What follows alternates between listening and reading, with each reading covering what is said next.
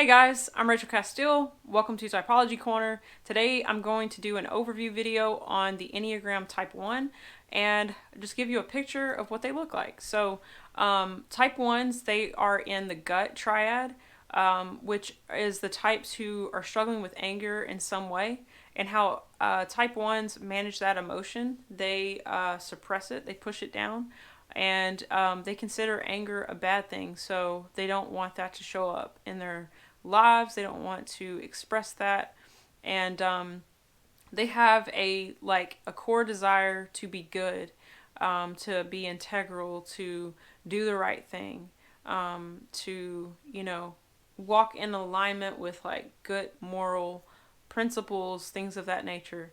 And they have a core fear of being flawed, or being not flawed, being bad, being corrupt, being evil.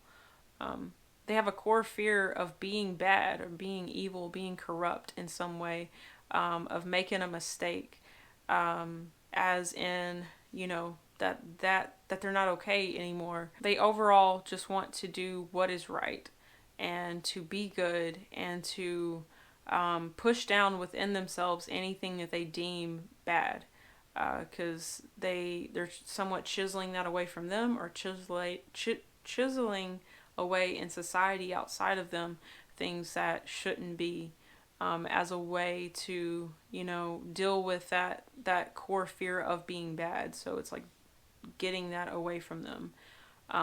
So yeah, they just want to be right. They want to be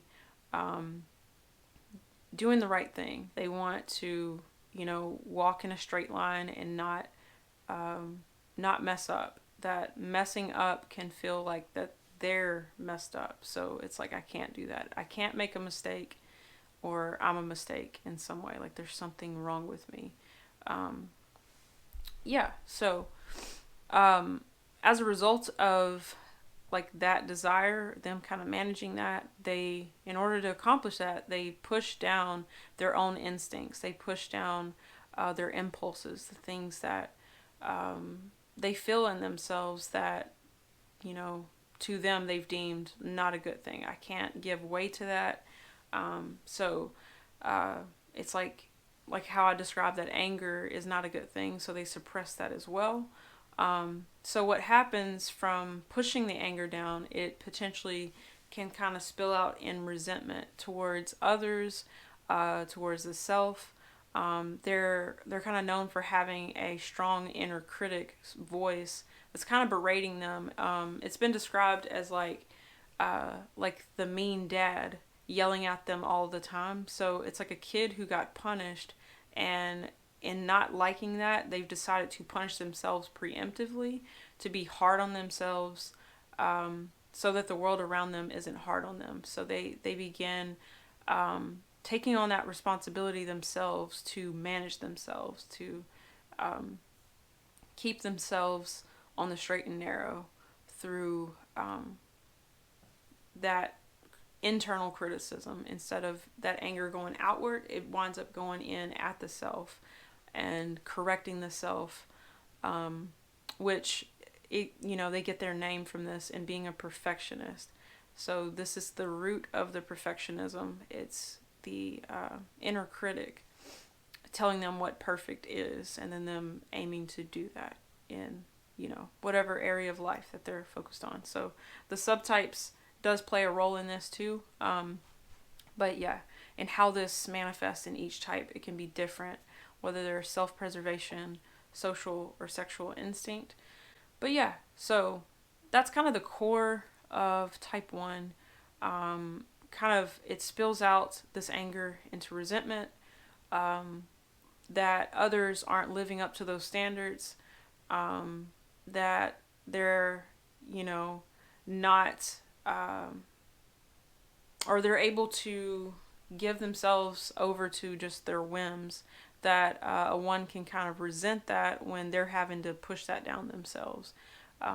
So yeah, it can potentially become like judgmental of others, and yeah, at the expense of them being okay with all that they are. And knowing what is perfect, it kind of can cause them to chase after the ideal, to manifest the ideal, to preach what the ideal is, setting the standard of what, life should be like, or their own self should be like, or society. It can apply to a lot of different things.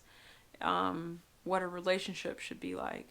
It has the potential of that being, a driving force, and like knowing what perfection looks like, what all things should be. So yeah, in health and in unhealth, that can show up. So this is definitely a gift to be able to see the ideal. So in no way is a one, like these traits, stagnant in some like unhealthy sort of lens. It can sound that way sometimes because we're looking at the coping strategy and how this type is dealing with the pain that they feel in their fallenness, which is believing that it's not okay to make mistakes. That can be something weighing on them heavily to know the ideal so they can strive to be the ideal, basically. But this is definitely a gift, and calling society up to something that is true of what good moral standards really should be. So this is something that's very good about our type ones, that they become moral leaders of society, that won't take injustices and just let them be. They'll be the voice of, uh, for those that are wronged in some way. Um, the types in the gut triad kind of have this in common, being justice oriented. But in the type one, they kind of can become the preachers. They can be the one leading by example kind of person of what the ideal should be, of what um, moral good character looks like. So that's definitely a strength of type one. Um, in ultimate health, they really begin to know. So the core longing is like to know that I am good. Um, yeah, that you are good. To believe and know that you're good, not that you're good when you don't make mistakes, sort of place.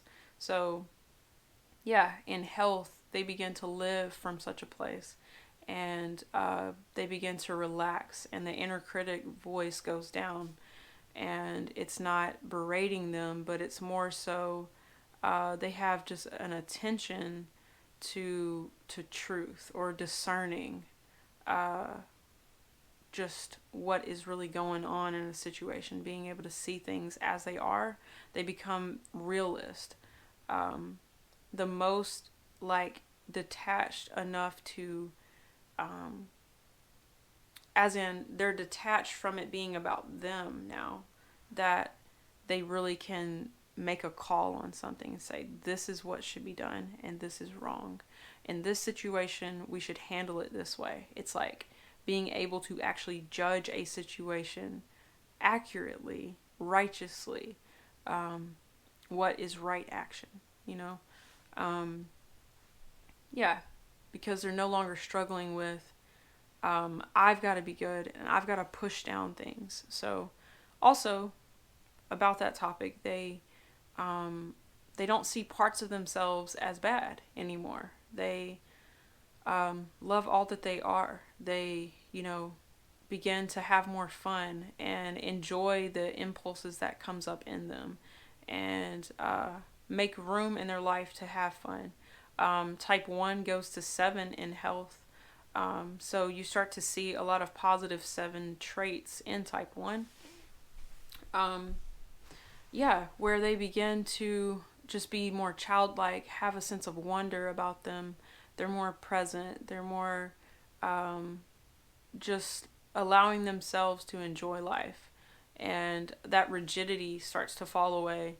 That, yes, they can discern right and wrong, but they're not so connected to it, fearfully trying not to make a mistake, or trying to manage that other people don't make mistakes. Yeah, they're not a hard judge. They're just a righteous judge, which is different. So, yeah, that is type 1 in health, and the gifts that y'all bring to society, to your communities, your relationships. Just a really wise, discerning person, um, who sees things just as they are, kind of calls it like it is. They're very still attuned to the ideal. They see um, what should be, and they're a voice for it. Um, yeah, they don't let injustice just go on and not be highlighted. They'll see what's not being talked about and address it and continue to until it's corrected. So they're they're they're free in that sense from the emotion aspect of it. They're just seeing something and speaking on that issue. Um, yeah, and they're living up to those ideals within themselves, but it's just something they know that they can walk towards in time, and they're secure in who they are now, that they don't just love their ideal self, they love who they are, and that enables them to really healthfully manifest these ideals and change the world, bring about evolution, innovation. um, Reform is another word for the the type 1. Um, Something I'll explore briefly is the subtypes. So, a self preservation one, they are the most inclined to be kind of worrisome, focused on themselves, trying to do things right, like that perfectionist aspect of them is oriented towards them. So they're like really focused on how they're doing things and making sure they didn't make a mistake and getting it right. And they can have an anxiety about them, um, just because this inner critic is really on them. So the gift of self preservation is really being attentive to the needs of self. So this is definitely a gift. It's just to look at it as a spectrum of health. Whatever instinct you're leading with, one's not better than the other. It's just, is it healthy? Is it doing okay? Now, the social subtype is called non-adaptable, is a term given to them, and they are the most like focused on society, the social group, the community that they're in, moving that community forward in the right direction, being an example of the standard themselves, and they can have a sense about them that like, I'm doing it all right, so y'all just follow me, do what I do, being that example of perfection kind of thing. So it's like reforming communities in the right way, being that leader within their social group in some way. So yeah, that's how that can kind of manifest in type ones, with a social instinct first, and then the sexual instinct is called zeal for type 1. This type, this is more about the one-to-one connection, and having an ideal for the connection, or this is a more creative type 2, but it's being like zealous about the ideal, being more imaginative, spending more time like creating and manifesting or knowing what it should be. And they can live by it themselves, but also like feel that passion, communicate those things. It still very much can be about society, but yeah, this is also the counter type. So they kind of have a different way of dealing with anger than the other two types. They can express anger a bit easier.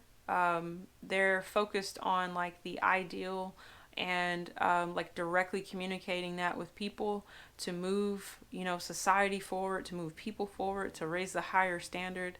Yeah, so they can express this anger, this frustration, with things not being the way it should be and communicating the way it should be.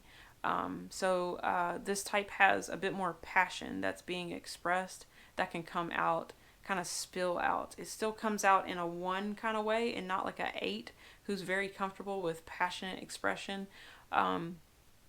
This comes out, it's like a frustration that things aren't perfect. It's kind of the color that comes with that. But yeah, so this type is called zeal, and kind of reforming people in a direct way. Like, hey, we've got to change. This is bad. This is what it should be, and you're right here. Kind of, there's that element there. So, yeah, so just looking at these instincts, it's just what is first for you, and then these others kind of fall in a line. But yeah, so this is how it can color the types. That one might, feel very different from other ones that they see, and a lot of that has to do with your subtype. So yeah, I'll get deeper into the subtypes in its own video, but yeah, today this is just the overview of all of type 1. And yeah, the subtypes really do play a big part in how this type manifests. But yeah, guys, that's it for this video. I hope that you got value out of it. If you did, go and give me a thumbs up. I appreciate knowing that it made an impact for you. And subscribe for future content. I'll continue to roll out more of these type overviews of all 9 types, and just continue to share my thoughts here on the channel about all things Enneagram, objective personality, and beyond. So yeah, guys. All right, I will see y'all on the next one. Take care.